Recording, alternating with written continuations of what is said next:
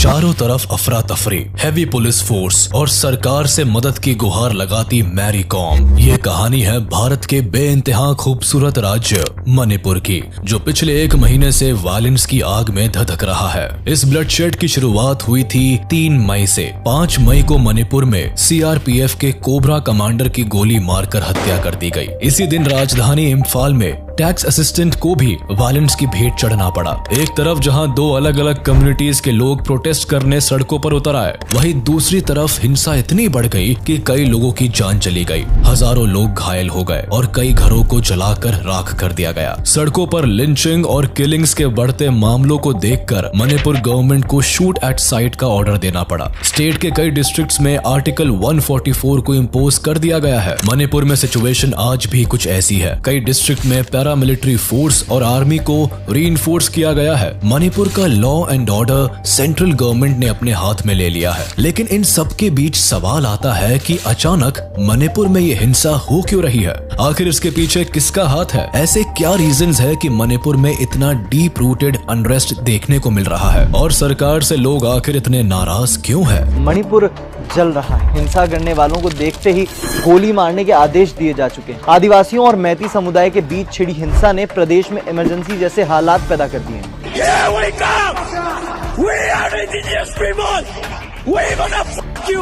That they may not be able to work well together or even stay together, and this is going to have an impact on the future of Manipur as a state, politically, economically speaking, but more importantly, socially.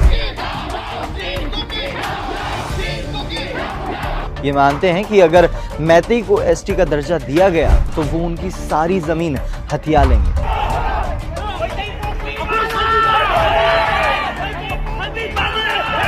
India के north east में located Manipur में हो रही violence का root cause वहाँ की demography में लाई करता है। इस ब्यूटीफुल स्टेट का 90% लैंड हिल्स से ढका हुआ है और केवल 10% लैंड ही वैलीज है। एक तरफ जहाँ हिली रीजन में हमेशा से नागा और कुकी ट्राइब का घर रहा है, वही वैली रीजन में मेनली मैतेई कम्युनिटी के लोग रहते आए हैं। हालांकि मणिपुर स्टेट में ट्राइबल ग्रुप्स की आबादी 40% है, लेकिन ये 40% पॉपुलेशन मणिपुर की 90% हिली लैंड पर रहते आए हैं। इन ट्राइब्स ग्रुप्स में नागा और कुकी के अलावा कई रिकॉग्नाइज्ड और अनरिकॉग्नाइज्ड ट्राइब्स भी शामिल है, जो मेनली क्रिश्चियन धर्म में विश्वास रखते हैं। मणिपुर की बची हुई 60% पॉपुलेशन है मैतेई ग्रुप की, जो राज्य के केवल 10% हिस्से में सिमटी हुई है। इस ग्रुप में वैष्णव, हिंदू और मुस्लिम धर्म को मानने वाले लोग शामिल है, जिनको आम भाषा में पंगल्स भी कहा जाता है। मणिपुर के दोनों एथनिक ग्रुप एक डिफरेंट कम्युनिटी, कल्चर और ट्रेडिशन को रिप्रेजेंट करते हैं। दोनों ही ग्रुप्स की सरकार से अपनी रिप्रेजेंटेशन को लेकर मांगे भी अलग है, लेकिन इन डिमांड में असली परेशानी खड़ी हुई है सरकार के रूल्स, एक्ट और मणिपुर हाई कोर्ट के ऑर्डर से, जिसके चलते आज पूरा मणिपुर एथनिक वायलेंस के रंग में रंग गया है। इस पूरे इवेंट की शुरुआत होती है फरवरी 2023 से, जब मणिपुर स्टेट गवर्नमेंट फैसला लेती है कि वो मणिपुर के फॉरेस्ट एरिया को सेव करेगी। इसके लिए छुरा चंदपुर डिस्ट्रिक्ट के फॉरेस्ट एरिया में रहने वाले कई ट्राइबल लोगों को उनके घर से डिस्प्लेस कर दिया जाता है। बिना किसी वार्निंग के उनके घर तोड़ दिए जाते हैं और उन्हें कोई रीसेटलमेंट भी प्रोवाइड नहीं किया जाता है। Kuki tribal group state government के इस फैसले को ट्राइबल कम्युनिटी के खिलाफ समझती है। कुकी पीपल अलायंस भी गवर्नमेंट के इस फैसले को स्ट्रांगली क्रिटिसाइज करती है। मार्च 2023 में इस इनजस्टिस के खिलाफ आवाज उठाने के लिए छुर चंद्रपुर में कई ट्राइबल लोग सड़कों पर उतर आते हैं और सरकार के खिलाफ पीसफुल प्रोटेस्ट निकालते हैं, लेकिन सरकार इस प्रोटेस्ट को अनकॉन्स्टिट्यूशनल करार देती है। आदिवासियों को उनके घर से हटाने के पीछे सरकार रीजन देती है कि उन्होंने ह्यूमन एनक्रोचमेंट को रोकने के लिए और फॉरेस्ट एरिया को बचाने के लिए जो लैंड सर्वे करवाया था, उस बाउंड्री में ट्राइबल गांव भी शामिल था, इसीलिए उसे हटाया गया है। इसके अलावा ऐसा इसीलिए भी किया गया है क्योंकि कई ट्राइबल लोग फॉरेस्ट का इस्तेमाल ड्रग्स बिजनेस को बढ़ाने के लिए कर रहे हैं, जो इंडिया के लिए खतरनाक हो सकता है।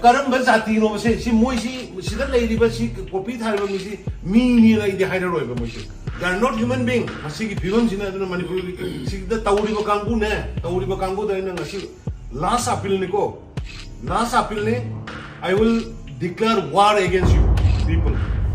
सरकार के इस रवैये से नागा और कुकी ट्राइब पहले ही ना खुश होते हैं, लेकिन उनकी एजिटेशन तब और बढ़ जाती है जब 20 अप्रैल को Manipur high court state government को डायरेक्ट कर देती है कि वो मैतेई कम्युनिटी को भी शेड्यूल्ड ट्राइब की लिस्ट में शामिल करे। हाई कोर्ट के इस ऑर्डर से नागा और कुकी ट्राइब में बवाल मच जाता है। उन्हें ये एक्सेप्टेबल नहीं होता कि मैतेई कम्युनिटी को भी शेड्यूल्ड ट्राइब का स्टेटस मिले। कई ट्राइबल लीडर्स चुराचांदपुर डिस्ट्रिक्ट में 8 घंटे के शटडाउन का ऐलान कर देते हैं। इसी दौरान मणिपुर के चीफ मिनिस्टर बीरेन सिंह भी चुराचांदपुर में एक रैली को एड्रेस करने वाले होते हैं। साथ ही उन्हें एक जिम को भी इनॉग्रेट करना होता है, लेकिन प्रोटेस्टर्स की भीड़ इतनी अग्रेसिव हो जाती है कि जिम में जमकर तोड़फोड़ होती है और रैली के वेन्यू को भी टारगेट बनाया जाता है। बीरेन सिंह इसके बाद भी जब रैली करने से नहीं रुकते तो प्रोटेस्टर्स इवेंट वेन्यू में घुस जाते हैं। इस अफरा तफरी में न केवल पुलिस फोर्स घायल होती है बल्कि प्रोटेस्टर्स भी घायल हो जाते हैं। माहौल में बढ़ती टेंशन से गवर्नमेंट को पूरे डिस्ट्रिक्ट में कर्फ्यू लगाना पड़ता है। मोबाइल सर्विसेज को 5 दिन के लिए सस्पेंड कर दिया जाता है। 3 मई 2023 को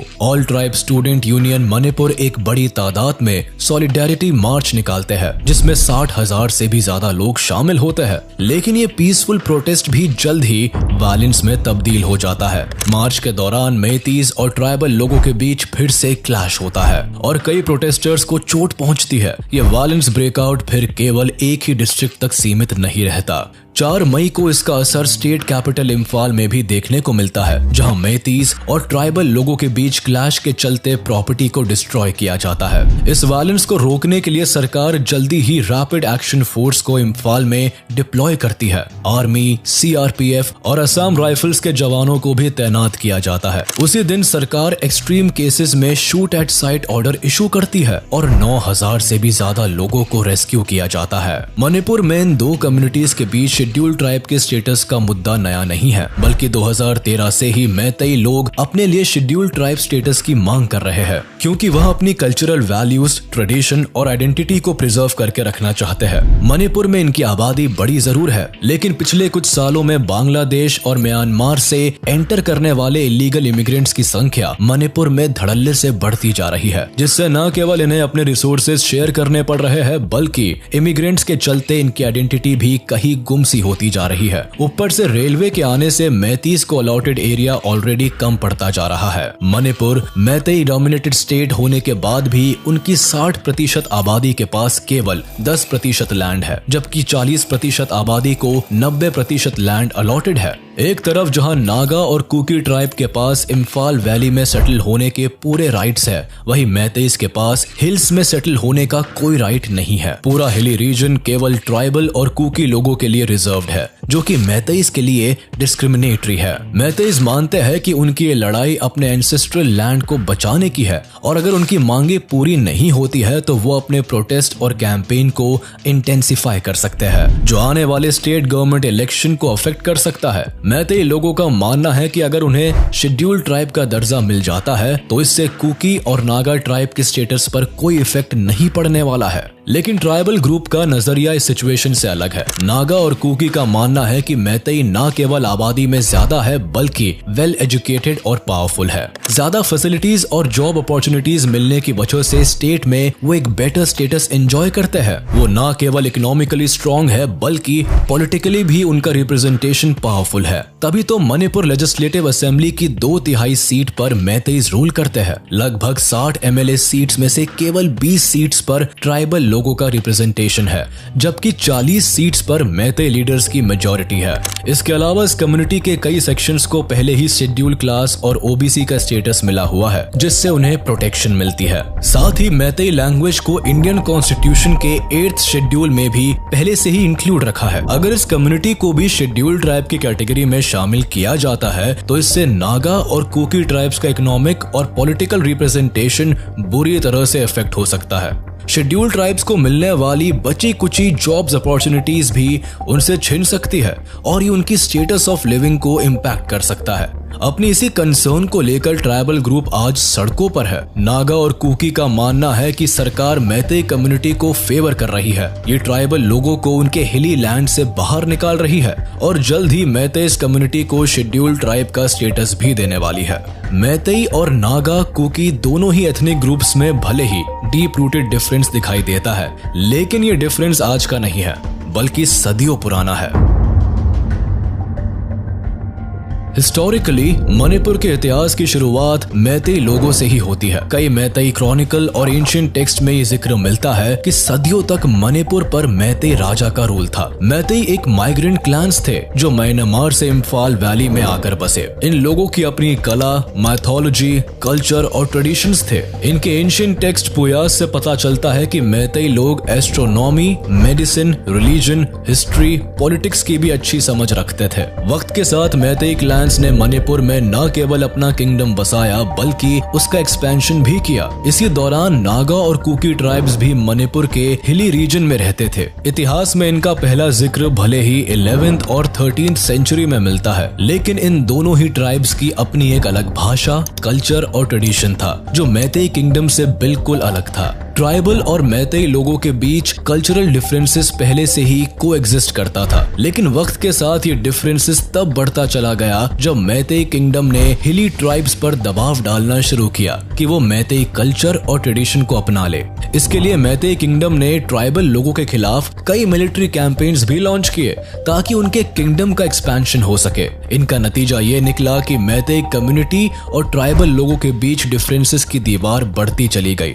दोनों कम्युनिटी में कई बार वायलेंस भी हुई, लेकिन 1819 में जब बर्मीज एम्पायर के हाथ मैतेई किंगडम को हार झेलनी पड़ी तब ये सिचुएशन भी बदल गई। 1819 से 1826 तक मैतेई किंगडम पर बर्मीज एम्पायर ने राज किया और ये 7 साल मणिपुर के लिए भारी तबाही वाले साबित हुए। इस पीरियड को 7 years ऑफ डिस्ट्रक्शन कहकर बुलाया गया। इस दौरान कई घर जलाए गए, साम्राज्य को लूटा गया। मैतेई लोगों पर दबाव बनाया गया कि वो बर्मीज कल्चर और बुद्धिज्म को अपना ले, और कुछ यही हाल नागा और कुकी ट्राइब का भी हुआ, जिनके खिलाफ बर्मीज किंगडम ने कई मिलिट्री कैंपेन्स लॉन्च किए। इसका नतीजा ये हुआ कि कई ट्राइब्स की सेटलमेंट तबाह हो गई, भारी संख्या में लोग मारे गए और ट्राइबल लोगों को 7 साल तक इस अत्याचार को सहना पड़ा। साल 1826 में मणिपुर के दोनों एथनिक ग्रुप्स के लिए बुरे दिन तब खत्म हो गए जब ब्रिटिशर्स और बर्मा एम्पायर के बीच एंग्लो बर्मीज वॉर हुई और अंग्रेज इस जंग को जीत गए। मणिपुर अब ब्रिटिशर्स के कंट्रोल में आ गया। दोनों एथनिक ग्रुप्स को मणिपुर में कई पॉलिटिकल और इकोनॉमिक चेंजेस देखने को मिले। इस दौरान मणिपुर में मैतेई किंगडम का रूल तो रहा, लेकिन राजा केवल ब्रिटिशर्स की कठपुतली बनकर रह गए। मेनली मणिपुर के इम्फाल में ब्रिटिशर्स ने अपना कंट्रोल जमाया और हिली रीजन के ट्राइबल लोगों को हिली एरिया में रहने के लिए फ्री छोड़ दिया। फिर 1891 में ब्रिटिश सरकार ने मणिपुर को एक प्रिंसली स्टेट बना दिया। धीरे धीरे ब्रिटिशर्स अपनी पॉलिसी में बदलाव लाए। मणिपुर को पूरी तरह कंट्रोल करने के लिए उन्होंने डिवाइड एंड रूल का सहारा लिया और दोनों ही एथनिक ग्रुप्स में पनप रही दूरियों को बढ़ा दिया। एक तरफ जहां उन्होंने अपने पॉलिटिकल स्ट्रक्चर में मैतेई कम्युनिटी को प्रेफरेंस देनी शुरू कर दी, वहीं दूसरी तरफ ब्रिटिश गवर्नमेंट एक लैंड सेटलमेंट पॉलिसी लेकर आए जिसमें फर्टाइल लैंड मैतेई कम्युनिटी को दी गई, जबकि कम उपजाऊ भूमि कुकी ट्राइब के हिस्से आई। इसमें सबसे बड़ी प्रॉब्लम ये थी कि कुकी ट्राइब केवल एक जगह पर रहने में विश्वास नहीं रखते थे। वह शुरुआत से ही अपने जानवरों के साथ फॉरेस्ट के अलग अलग हिस्सों में रहते थे। इसीलिए जब ब्रिटिशर्स ने उन्हें परमानेंटली एक ही लैंड में सेटल करना चाहा तो इससे उनके लिए अपने कल्चर को फॉलो करना मुश्किल हो गया। इस लैंड सेटलमेंट से धीरे धीरे कुकी और मैतेई कम्युनिटी के बीच एक्सट्रीम टेंशन्स पैदा होने लगे। दोनों ही एथनिक ग्रुप में एक दूसरे के लिए नफरत इस हद तक बढ़ गई थी कि फिर यह दुश्मनी कभी दोस्ती में नहीं बदली।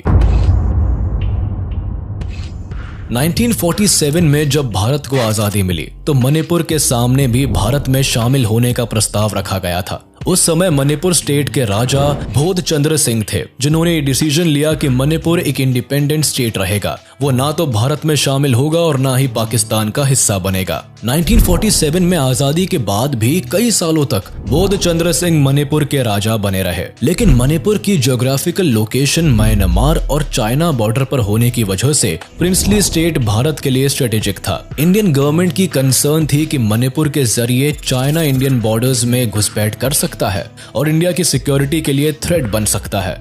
इसीलिए मणिपुर पर अपनी पकड़ बनाना इंडिया के लिए जरूरी था। इसके अलावा आजादी के बाद से ही मणिपुर में धीरे धीरे कम्युनिस्ट मूवमेंट बढ़ रही थी, जो कि भारत की स्टेबिलिटी के लिए खतरा बन सकता था। मणिपुर में रह रही जनता भी मोनार्की सिस्टम से तंग आ चुकी थी। उन दिनों मणिपुर में राजा के खिलाफ प्रोटेस्ट तेज हो रहे थे। वहां एक लेजिस्लेटिव असेंबली भी फॉर्म हो चुकी थी। साल 1949 में मणिपुर के राजा ने इंडिया के साथ एक मर्जर अग्रीमेंट साइन किया, जिससे मणिपुर इंडिया की यूनियन टेरिटरी में शामिल हो गया। लेकिन प्रॉब्लम ये थी कि राजा ने अग्रीमेंट साइन करने से पहले लेजिस्लेटिव असेंबली की परमिशन नहीं ली। इसीलिए मणिपुर की एथनिक ग्रुप्स मान बैठी कि राजा से एग्रीमेंट फोर्सफुली साइन कराया गया है। इस मर्जर से ना तो मैतेई कम्युनिटी खुश थी और ना ही नागा कुकी ट्राइब खुश थे, क्योंकि यूनियन टेरिटरी बनने से मणिपुर को सेंट्रल गवर्नमेंट चला रही थी, जिन्हें मणिपुरी लोगों के डिफरेंट कल्चर और ट्रेडिशन का ज्ञान नहीं था। इसके अलावा जो ब्यूरोक्रेट्स मणिपुर को गवर्न करते थे वो भी इंडिया के अलग अलग हिस्सों से होते थे। इसीलिए एथनिक ग्रुप्स की डिफरेंट डिमांड्स को समझ पाना और फुलफिल कर पाना एक बहुत मुश्किल टास्क था। नागा ट्राइब चाहती थी कि असम, अरुणाचल प्रदेश और मणिपुर में मौजूद नागा ट्राइबल एरियाज नागालैंड में मिल जाए। वही कुकी ट्राइब की डिमांड थी कि इंडिया, बांग्लादेश और म्यांमार के जिन भी एरियाज में कुकी ट्राइब्स रहती है उन्हें मिलाकर एक सेपरेट नेशन बनाया जाए, जिसे ज़ेलेंगाम नाम दिया जाए। लेकिन मैतेई की मांग दोनों ट्राइबल ग्रुप से अलग थी। मैतेई कम्युनिटी सदियों से मणिपुर की वैली रीजन को डोमिनेट करती थी, इसीलिए वह चाहती थी मणिपुर पर मैतेई किंगडम का राज हो, जिसमें मणिपुर के हिली एरियाज को भी इंक्लूड किया जाए। इन सभी डिमांड्स के विपरीत भारत सरकार ने 1956 के स्टेट्स रीऑर्गेनाइजेशन एक्ट के तहत मणिपुर को यूनियन टेरिटरी बनाया और नागा और कुकी ट्राइब को शेड्यूल्ड ट्राइब का दर्जा दिया, जो न केवल संख्या में कम थे बल्कि ये मेनली मणिपुर के हिली रीजन तक सीमित थे। मैतेई कम्युनिटी की मणिपुर में एक बड़ी संख्या के चलते भारत सरकार ने उन्हें शेड्यूल्ड ट्राइब स्टेटस से बाहर रखा। उसके अलावा उन्हें हिली एरियाज में जमीन खरीदने के अधिकार से भी वंचित कर दिया, जबकि कुकी और नागास को ये राइट दिया गया कि वो मणिपुर में कहीं भी जमीन खरीद सकते हैं। ये फैसला न केवल मैतेई कम्युनिटी के लिए भेदभाव था बल्कि ट्राइबल ग्रुप्स को भी इन राइट से खुशी नहीं थी। 1972 में इंडियन गवर्नमेंट ने मणिपुर को यूनियन टेरिटरी से स्टेट का दर्जा दे दिया। इसी साल मणिपुर में इलेक्शन बुलाए गए और जीत मिली मणिपुर पीपल पार्टी को। मणिपुर के पहले चीफ मिनिस्टर बने मोहम्मद अलीमुद्दीन मैतेई कम्युनिटी से थे और तब से लेकर आज तक मणिपुर की पॉलिटिक्स में सबसे ज्यादा रिप्रेजेंटेशन मैतेई कम्युनिटी की ही रही है। मणिपुर के current chief minister N Biren Singh भी मैतेई कम्युनिटी से आते हैं। इसके अलावा मणिपुर की ऑफिशियल स्टेट लैंग्वेज भी मणिपुरी मैतेई लॉन को चुना गया है, जो कि मेजरली मैतेई लोगों को रिप्रेजेंट करती है। 1980 से ही इस भाषा को 10th क्लास तक कंपलसरी बनाया हुआ है। कई मैतेई लीडर्स ये भी मानते हैं कि कुकी ट्राइब्स असल में रेफ्यूजीज है, लेकिन इतिहास उठाकर देखें तो सदियों से ये ट्राइब मणिपुर की पहाड़ियों पर रहती आई है और इनका अपना अलग इतिहास रहा है। इसीलिए हिली ट्राइब्स मानती है कि स्टेट गवर्नमेंट ट्राइबल्स के प्रति डिस्क्रिमिनेटरी है और मणिपुर में मैतेई कम्युनिटी को ज्यादा फेवर किया जाता है। मैतेई कम्युनिटी भी ट्राइबल ग्रुप पर एलिगेशंस लगाती है कि शुरुआत से ही भारत सरकार उनके प्रति फेवरेबल रही है। इससे लगातार उनकी पॉपुलेशन में गिरावट आ रही है। वो अपनी ही जमीन पर आउटसाइडर्स बनते जा रहे हैं, क्योंकि उनके वैली रीजन में न केवल ट्राइबल्स आकर बस सकते हैं बल्कि म्यांमार और बांग्लादेश से आने वाले माइग्रेंट्स भी उनकी जमीन पर एनक्रोचमेंट कर रहे हैं। इससे तंग आकर मैतेई कम्युनिटी चाहती है कि उन्हें भी शेड्यूल्ड ट्राइब में इंक्लूड किया जाए, लेकिन ट्राइबल ग्रुप इस मांग के सख्त खिलाफ है। इसीलिए इन दोनों एथनिक ग्रुप में हेट और वायलेंस बहुत डीप रूटेड है। अपनी आइडेंटिटी और कल्चर को प्रोटेक्ट करने की ये लड़ाई इस हद तक बढ़ चुकी है कि मणिपुर में आज दोनों ट्राइबल ग्रुप्स ने अपनी कई मिलिटेंट ऑर्गेनाइजेशन बना रखी है, जिन्हें ये इलीगली फंड करते हैं। एक तरफ जहां कुकी ट्राइब्स के पास अपनी खुद की Kuki national army, Kuki commando force, Kuki defence force, Kuki independent army और कुकी फ्रंट काउंसिल है, वही मिलिटेंट ग्रुप्स बनाने में नागाज भी पीछे नहीं रहे हैं। इनके पास अपनी national socialist council of Nagaland NSCN है, जो इनके प्रोटेक्शन के लिए काम करती है। लेकिन इन इंसर्जेंट ग्रुप्स की फॉर्मेशन केवल अपने लोगों को बचाने के लिए नहीं हुई है, बल्कि इतिहास का रुख करे तो कुकी इंसर्जेंट ग्रुप्स की शुरुआत कुकी लैंड की डिमांड को लेकर हुई थी। ये हमेशा से चाहते थे कि नॉर्थ ईस्ट के म्यांमार, मणिपुर, असम और मिजोरम में पड़ने वाले सभी कुकी इनहैबिटेड लैंड यूनाइट होकर कुकी लैंड की स्थापना करे, जहां केवल कुकीज ट्राइबल का राज हो और नागास ट्राइबल का भी जमीन पर कोई हक ना हो। इसीलिए गवर्नमेंट के खिलाफ 1980 के दशक से ही इन्होंने अपने लिबरेशन मूवमेंट की शुरुआत की थी। फिर 2005 में कांग्रेस गवर्नमेंट में इन्होंने सस्पेंशन ऑफ ऑपरेशन पैक्ट को साइन भी किया था, लेकिन ये मिलिटेंट ग्रुप्स आज भी एक्टिव है और अब इनकी मांग है कि एक कुकीलैंड टेरिटोरियल काउंसिल बनाई जाए। इसी तरह नागास इंसर्जेंट ग्रुप की शुरुआत मेनली नागालैंड में हुई थी, जिनका मकसद नागालैंड की भारत से आजादी थी। इनकी मांग थी कि सभी नागा लोगों को एक सेपरेट लैंड मिल सके, जहां सभी नागा एक साथ रह सके। इनका अपना एक अलग कॉन्स्टिट्यूशन और एक अलग नेशनल फ्लैग हो, इनकी ये चाहत आज भी जिंदा है। इसीलिए नागा मिलिटेंट ग्रुप्स कई टेररिस्ट एक्टिविटीज में इन्वॉल्व रहते हैं। भारत के अनलॉफुल एक्टिविटीज प्रिवेंशन एक्ट 1967 के तहत नागास के NSCN ग्रुप को टेररिस्ट ऑर्गेनाइजेशन तक घोषित किया जा चुका है। अपने लिबरेशन की मांग को लेकर ये मिलिटेंट ग्रुप सरकार के खिलाफ ही नहीं है, बल्कि कुकी और दूसरे ट्राइबल ग्रुप से भी इस कदर दुश्मनी रखते हैं कि नागा और कुकी दोनों के बीच क्लैशेस अक्सर वायलेंस का रूप ले लेती है। 1990 के दशक में भी इन दोनों ग्रुप्स के बीच की लड़ाई में हजारों लोगों की जान गई थी। हालांकि सरकार और नागास मिलिटेंट ग्रुप्स के बीच कई बार पीस टॉक्स और एग्रीमेंट्स भी साइन हो चुकी है, मगर इन मिलिटेंट ग्रुप के साथ किसी भी नतीजे पर पहुंचना एक बड़ी चुनौती रहा है और इसीलिए मणिपुर, मैतेई और ट्राइबल के बीच की लड़ाई आज वायलेंस में बदल चुकी है। हालात कुछ ऐसे है कि स्टेट और सेंट्रल गवर्नमेंट अगर मैतेई को शेड्यूल्ड ट्राइब का दर्जा दे देती है तो ट्राइबल ग्रुप इसे अपने कल्चर और ट्रेडिशन पर चोट समझेंगे। वहीं अगर स्टेट और सेंट्रल गवर्नमेंट मैतेई कम्युनिटी को शेड्यूल्ड ट्राइब से बाहर रखती है तो उनका कल्चर लॉस्ट हो सकता है। इसी के साथ हम आपसे विदा लेते हैं। उम्मीद है आपको ये वीडियो जरूर पसंद आया